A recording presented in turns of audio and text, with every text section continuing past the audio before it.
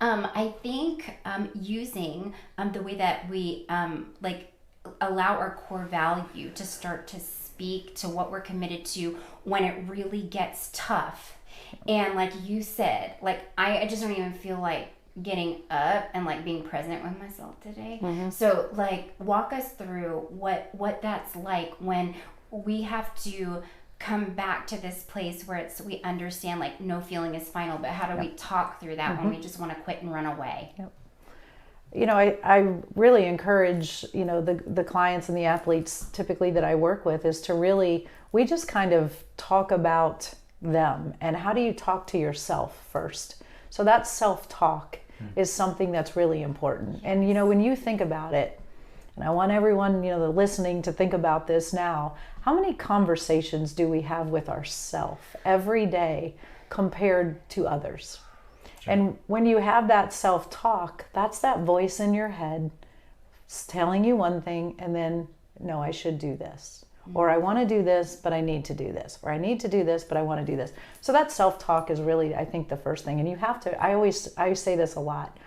And I don't know if it sounds really good, but everyone understands it. You have to get really good at self-talk. And you have to get really good at repeating it. Because we don't listen to ourselves. We're our biggest critic. So example, you're not going to wake up in the morning and walk in the door and say, hey, I hope you have a really bad day today. But we say that to ourselves. We choose to say, I'm not feeling it today. I'm just going to go through my day. So we have to get really good at that self-talk. Then once we do that, we're able then to go back and kind of peel back the layers of what's important to me, what are my core values. And ideally when you work with younger athletes or younger people, they're not real sure where they are, so we're helping them develop that. Where do we get our values from? Well, we learned it from people in our immediate environment, our parents, our family.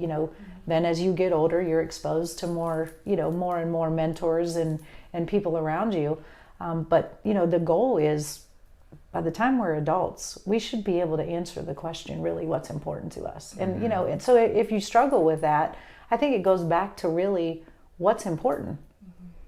And then once you have those core values, now you go back to, I'm having this day where I'm not just feeling it today. It's easy to give up, right? It's easy to just say, I'm writing the day off.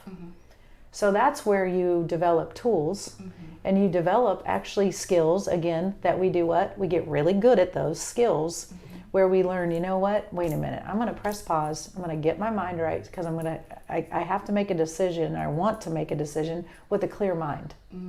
So how do you do that?